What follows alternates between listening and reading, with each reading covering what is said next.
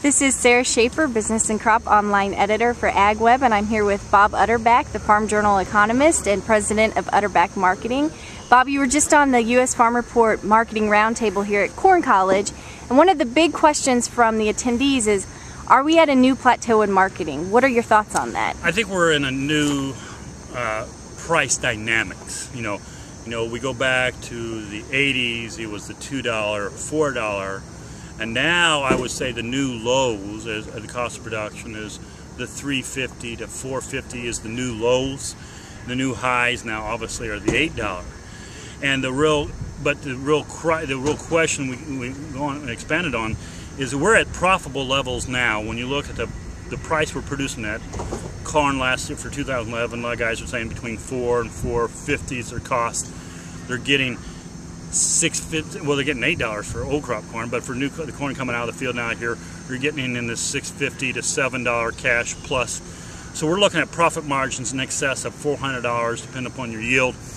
These profit margins from the last 40 years is at the extreme high. If you look at any USDA data, 175 to 150 over cost has been where we're at.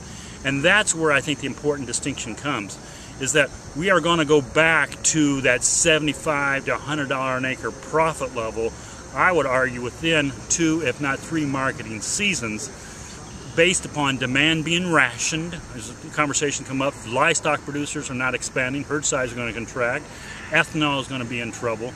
Now China's the big bull, and that'll be the bullish side of the equation, but production is going to increase in technology, so eventually supply will catch up with demand, profit margins will shrink, and all of a sudden the malaise of the mid-80s would be predicted. So the question is how big does this bubble last, this sharply higher profitable levels? I think it could be for with the dry weather we got right now, with the anxiety about the August acreage report, the next 2 to 3 weeks could be very turbulent to the upside and a very difficult time for a seller in the market. That's why a put philosophy right now would be better than a short cash or short futures. But in this emotions, just go back and remind yourself, 1988, 1996, 2008, every time 2 weeks before the high, the market was so bullish, everybody thought the market was going to go to the moon. I remember in 2008, everybody thought it was going to go to 10, 12. 2 weeks later, we crashed. That same emotion frothiness, we're in that emotional position right now, and I would challenge you as a seller, start putting yourself in a position so you can take advantage of these profits, and if we go higher, be in position to really start locking that 012 and 0 out markets in a way that you can protect your profit but still participate if the market wants to give you great opportunities.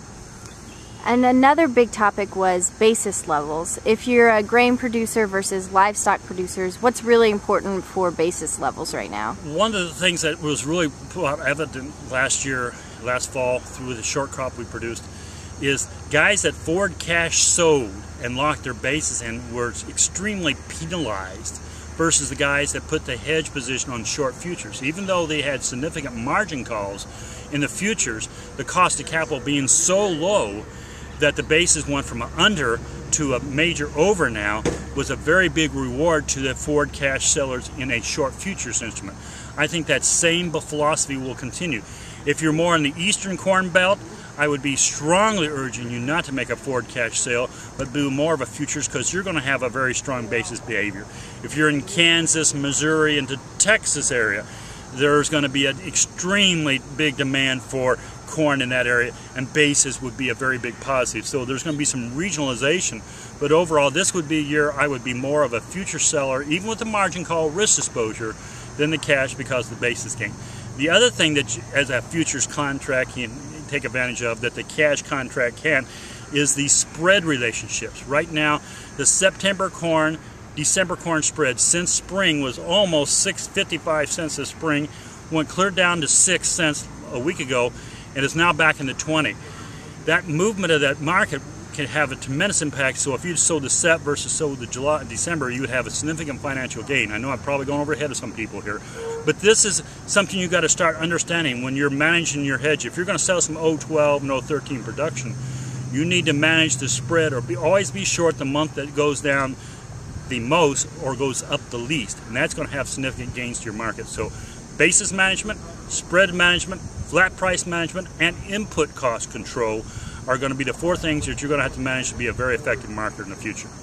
All right. Thank you very much, Bob.